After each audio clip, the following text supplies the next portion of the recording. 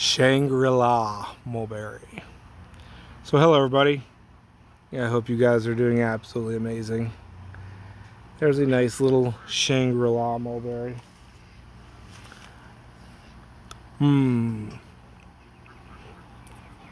Very good fruits. There's another little one. Very small this year. All of my mulberry fruits are extremely small this year. And I'm not entirely sure why, but it might have to do with the very dry springs we were having. And the rains just started, so they're on the smaller side. But the flavor's there and everything else, so still good comparisons. But just know that all the mulberry videos I've been making, the fruits are generally larger. So, just a disclaimer. Shangri-la Mulberry, guys. Here we go. This one gets absolutely massive leaves. That's a standout for this variety. Where some varieties will produce very large leaves when they're smaller, and then as they mature, they will start shrinking. Shangri-la keeps those very large, very impressive leaves. As you can see here, that's a huge leaf. It's as big as, covers my entire hand open, spreading out.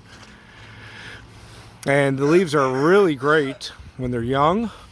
You blanch them real quick and you can use them as wraps for food, or you just use them raw and wrap them as food and wrap them with food, wrap food. I'll get it out for you guys. Wrap food with them and cook it, take a hole, stick it in the ground, stick it in the grill. Imparts a nice flavor, just like banana leaves, but they're really good for that. Or unless you want to raise silkworms, big giant leaves, feed your silkworms. I don't know. But of course, livestock, great for livestock. This one produces tons of mass to feed to the goats and the pigs. Just big, huge, giant leaves, and they can get even larger than this. These are new leaves, and they've still got some pumping out to do before they even turn dark green in their full size. But nice big spade-shaped leaves, heart-shaped leaves. So the fruit on Shangri-la. Well, I can tell you now, as you can see, looking right here, this tree does not have a lot of fruit on it this year because I cut it down, topped it really late last year because I wanted to shape it and did it at a bad time of year. But you can see right there in the center, all that growth. I will pull down all of those branches where I topped it and it's growing now, and those will be the fruiting branches for next year, and the harvest will be much better. But as you saw me sticking those few berries in my pie hole, excuse me, I think we coined the term mulberry hole. Can you see that one right there? That is actually uncharacteristically small. I'm telling you, I know English, guys, I swear. It's very small for this variety. I normally get as fat as my thumb, the tip, short fat berries. But very small this year. Here's a branch with a bunch on it. And then, if you want to come down here, there's a bunch. This is a mid to late season variety, so it's kind of on track in spite of the very cold winter we had this year. It is, I believe, a native selection, so it does very well. It knows when to fruit. And it is, like I said, mid to late season, which it's right on track going into April, and it'll have fruit going down into May, sometimes even June. So a nice late season but extended season variety for you. Now the flavor on those berries, that's what you guys want to know about, right? Talking about the big giant leaves, cooking with them, using them as wraps, blanching them when they're nice and green, eating them. The fruit, well, they're softer than some of the other varieties. They have they're nice and good berry, but soft. It has that nice soft texture, which is kind of nice. Very sweet, more juicy than most mulberries.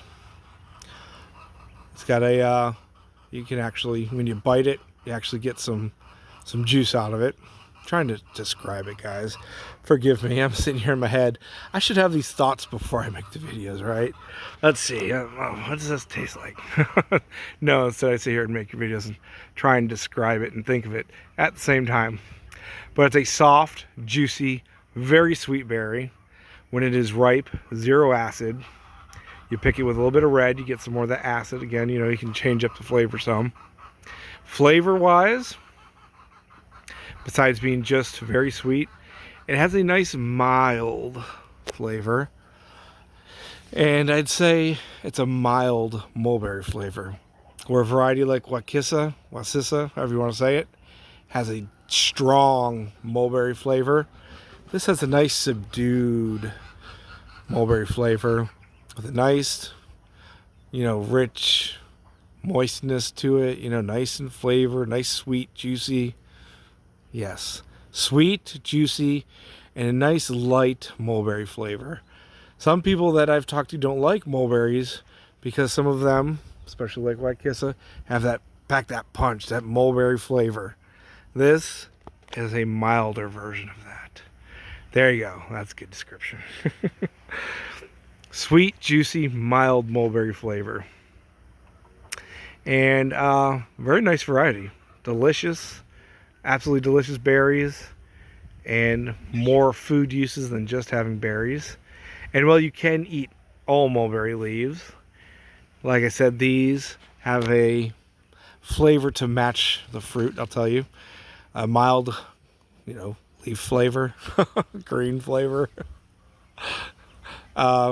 You know, something again like the Pakistan or the Chiang Mai, some of the, you know, the lavender, some of those ever-bearing ones. They can have a stronger flavor. But maybe it's just because these get so large and they're so young when you would use them, but they're so large. It has that nice mild green flavor, but really good for food wraps. I know I keep harping on that, but that's where this variety shines as a multi-use tree, not just the berries. Where some have exceptional fruit, some have, you know, growth characteristics that make them really great for whatever kind of bending and twisting and shaping you want. Not many would do fruit, leaves, and wood, which this one I'd say does. It's a multi-purpose variety. Fairly large mulberry. Again, it's one of those native ones, so those are all very large trees. But as you can see, I topped it and it got that nice flush of growth right there. And then I'll bend down all of those branches like the one on the left there. And it's always your smaller branches on mulberries that give you the most fruit. Remember that. And that's what those are. Those will all get bent down this year. And next year they will be loaded with fruit. And some of those ones, the branches on the right, those will be completely cut off this year. I just left them on there so I would get some fruit this year. I didn't want to miss out completely. So there you go, guys. Shangri-la Mulberry. Wonderful selection. Delicious fruit with a nice mild flavor. I'd say they would be really well for juicing, honestly. You know, you can put all mulberries in smoothies. Some make really great dried, you know, berry snacks. They literally come out like berry, you know, mulberry raisins. Really nice, chewy. This one, oh yeah, I could see it as definitely harvesting them and juicing it. Not through a juicer. I don't think they work through a juicer very well, but just blend it up and then run it through a strainer. And that, I think, would be a good use for this variety. As for rooting, Shangri-La, 1 to 10. 10 being the easiest to root, 1 being absolutely a nightmare to root.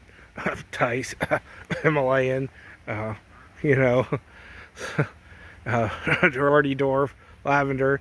Some of those are just, they don't root at all for whatever reason. I would give Shangri-La here, I'd say a 7. 7 and rooting, but you have to get them right before they drop their leaves is when I found this variety roots really well, which is later in the year when the leaves are mature and they're starting to pump in the starches to the wood. That's when you want to harvest pencil size, maybe a little thicker branches, and those seem to root the best for this variety. If you get them in active growth, that comes down a bit, but you can still root them, as with all mulberries. And there's give and takes, but I'm just telling you the best time of year I've had with it. And I don't use rooting hormone for mulberries, so if you do use rooting hormones, your chances are probably going to go up substantially regardless of the time of year. But there you go, guys. Shangri-la Mulberry, a great multi-purpose mulberry variety. Delicious fruits. Use the leaves to cook with, wrapping food, or very small ones as a green, nice pot herb. And again, it shapes very well. It's one that likes to shoot straight up. So you get nice, thick, huge trunks, but they're very flexible, very straight, as you can see, some of those. And this tree, when I topped it last year, which I think was around November, was as tall as that Pakistan there, which is, oh gosh, 10, 20, 30, 40, almost 50 feet in the air. 30, 40, 50 feet in the air. So, this tree right here, the trunk on her when I topped it is about 6 feet. And like I said, all those branches will get bent down, and great production. Nice productive tree. There you go, guys. Shangri-La Mulberry. Stick one in your yard, put a picnic table under it. You get yourself some big, giant leaves. Really impressive. Get one, grow food, guys.